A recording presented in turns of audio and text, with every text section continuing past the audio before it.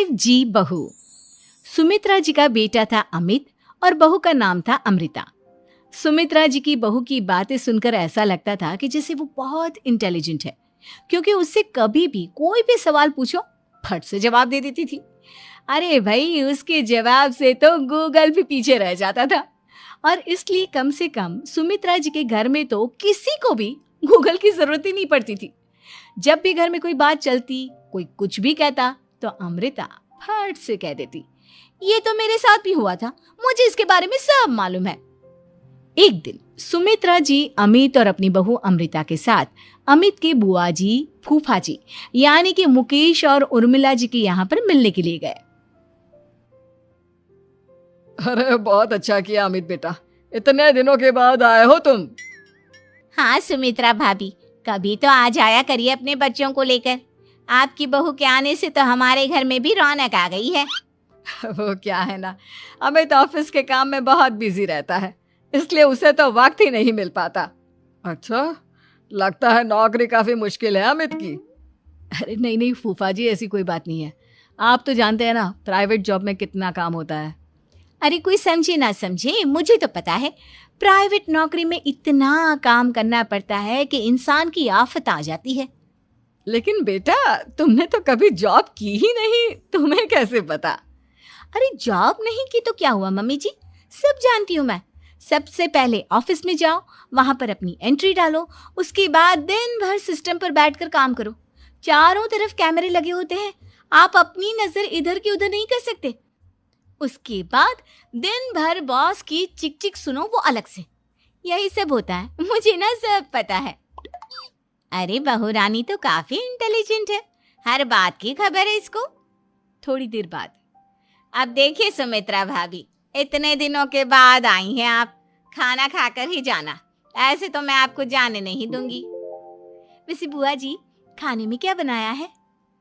वो क्या है ना बेटा, आज तुम्हारी बुआ जी की तबीयत थोड़ी ठीक नहीं थी, इसलिए हमने सोचा कि जब तुम लोग यहाँ आ जाओगे तो बाहर से खाना मंगवा लेंगे और साथ में बैठकर खाएंगे।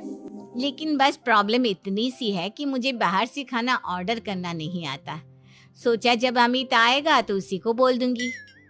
अरे मुझे आता है ना, मैं कर देती हूँ ऑर्डर। बताइए क्या क्या मंगाना है आपको?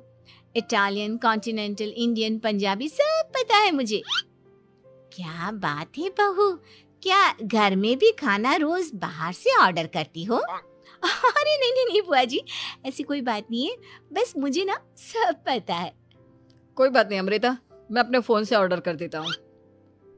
अरे क्या बात है, आजकल ऑनलाइन डिलीवरी पर कोई ऑफर नहीं चल रहा है, वरना काफी पैसे बच जाते।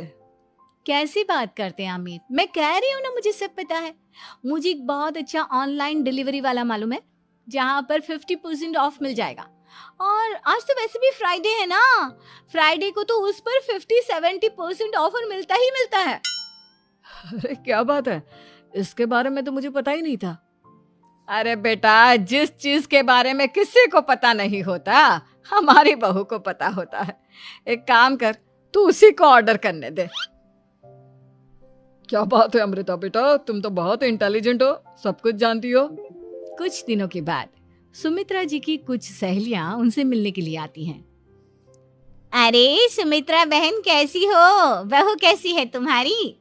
अरे पूछिए मत, बहुत इंटेलिजेंट है मेरी बहू, सब कुछ जानती है। क्या बात है, बहू के आने के बाद तो औरतें दुखी हो जाती है, लेकिन तुम तो बहुत खुश लग रही हो। वो क्या है ना, मेरी बहू है ही इतनी अच्छी। अरे तो बुलाओ ना, हमारे साथ बैठेगी, बातें करेंगी तो हमें भी अच्छा लगेगा। सुमित्रा जी अमृता को बाहर बुलाती हैं और उसके बाद सब लोग बातें करने लगते हैं। क्या बताऊं, कुछ दिनों से घुटनों में इतना दर्द हो रहा है कि चला भी नहीं जाता। अब बुढ़ापे में तो ये सब चलता ही रहता है, क्या कर सकते हैं। आंटी जी, आप योगा करिए, योगा और साथ में ना काले तिल खाया करिए, आपके घुटनों का दर्द भाग जाएगा। लेकिन तुमको ये सब कैसे पता बेटा? अरे मेरे भी घुटनों में दर्द होने लगा था, मैंने योगा किया और काले तिल के साथ गुड़ मिलाकर उनके लड्डू बनाकर खाए, एकदम ठीक हो गए हैं मेरे पैर। अमृता, ये तुम क्या कह रही हो, इतनी कम उम्र में तुम्हारे